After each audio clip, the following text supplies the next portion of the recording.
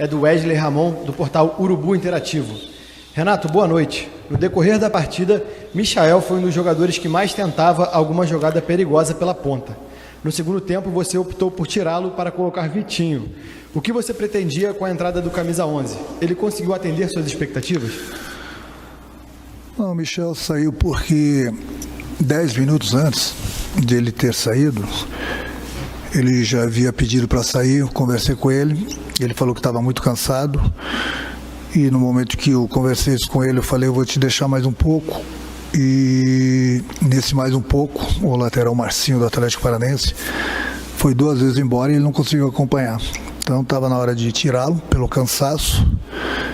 É um jogador que jogou praticamente todos os jogos comigo, um jogador que se entrega muito, um jogador que se desgasta muito.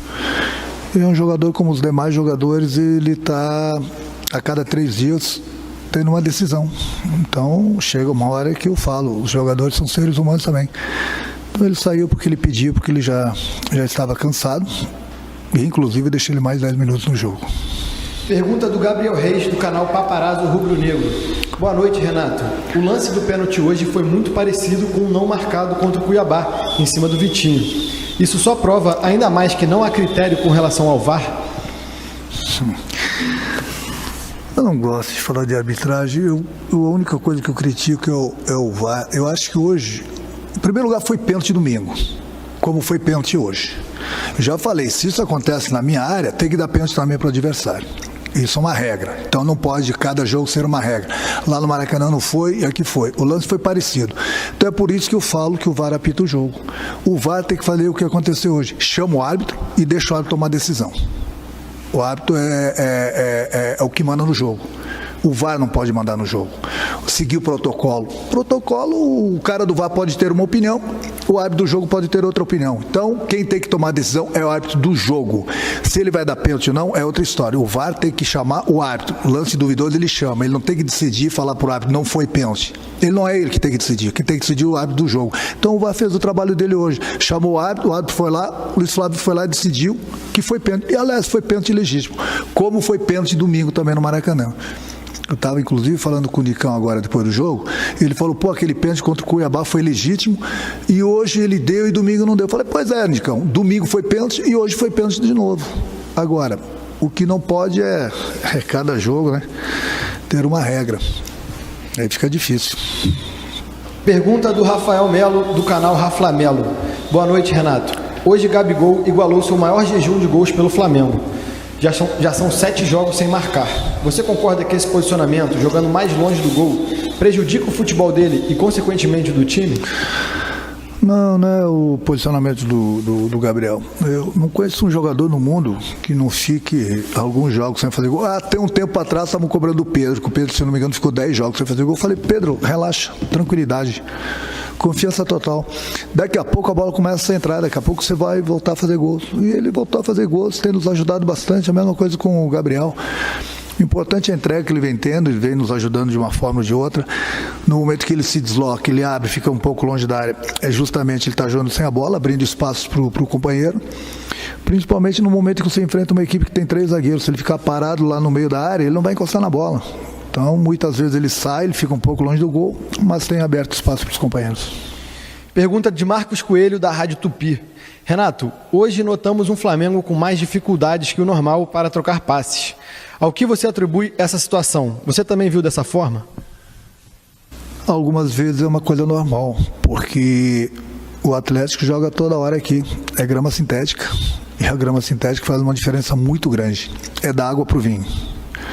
Então, uma coisa é você estar acostumado com a grama natural. Outra coisa é você enfrentar um adversário que, se está jogando pela primeira vez, depois de um bom tempo, como o Flamengo na grama sintética, as dificuldades é para ambos os lados.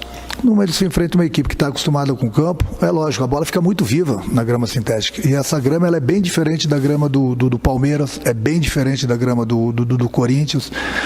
Então, hoje a gente já sabia das dificuldades. Ontem nós conversamos no treino, hoje nós conversamos na pré-eleição que nós íamos ter essa dificuldade, mas mesmo assim a minha equipe arriscou o tempo todo, saindo, jogando, conseguimos muitas vezes quebrar a primeira linha deles, mas agora fica difícil toda hora, porque eles estão acostumados com o campo e a grama sintética dificulta bastante, você perde muito tempo, a bola fica muito viva. Então essa, sem dúvida alguma, foi a nossa maior dificuldade hoje. Pergunta de Cristiane Mussi, da ESPN. O primeiro gol desorganizou o time. O que ficou de lição? E por que você ficou de costas para a cobrança do Pedro? Algum tipo de superstição?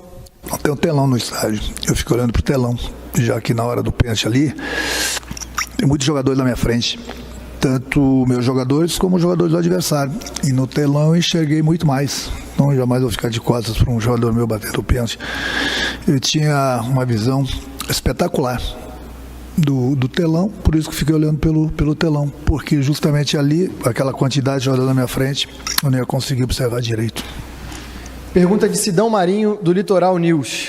Renato, o Flamengo teve muita dificuldade para mostrar o seu futebol hoje.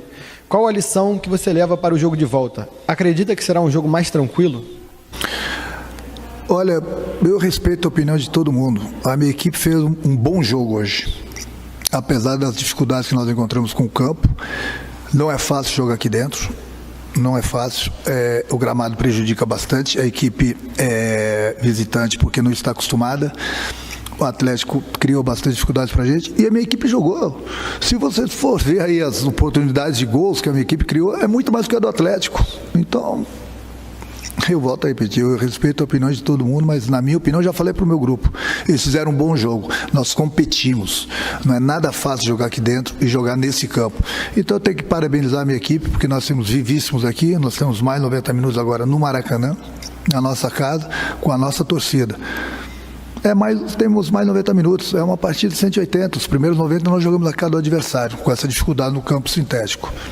Agora eles vão nos visitar no Maracanã. Não é nada fácil também lá não. É mais um jogo difícil. Mas lá a gente vai ter a nossa torcida. Última pergunta da coletiva de imprensa é do Gustavo Henrique, da rádio Onda Mix. Renato, com tão poucas finalizações e falta de criatividade, está provado que o Arrascaeta é insubstituível? O Arrascaeta é um jogador acima da média. O Bruno Henrique também. São jogadores que estão acostumados, estão entrosados com os demais companheiros. A gente tem improvisado, entre aspas, digamos assim, um jogador ali no lugar do Arrascaeta, que as qualidades são diferentes.